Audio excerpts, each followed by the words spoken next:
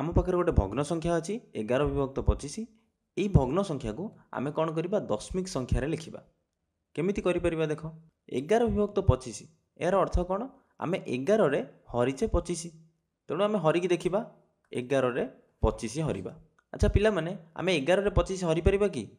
हरिपारानी कारण 11टी सान संख्या अच्छी 25 के तो 25 11 बड़ हो जाऊँगी तेणु आम केमिति लिखा देख 11 को मु लिखिपारि 11.0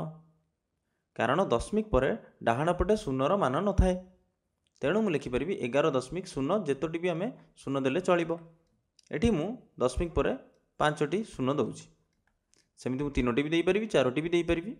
जेपर्यंत मोर भागशेष शून्य न बाहरी मु एई शून्य को गोटे गोटे करी कोन प्रयोग करी केमिति प्रयोग करी देख प्रथमे 25 रे 1 गुणिले तो 25 होची बड़ होची 11 रु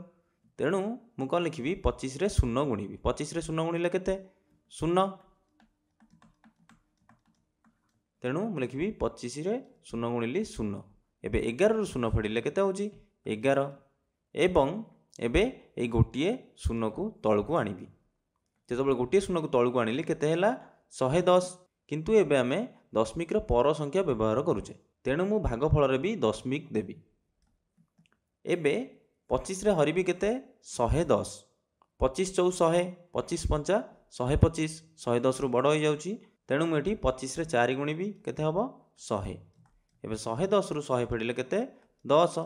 एवं जदि आउ गोटे शून्य नहीं आसुची केते होची 100 हे गला एबे 25 चौ 100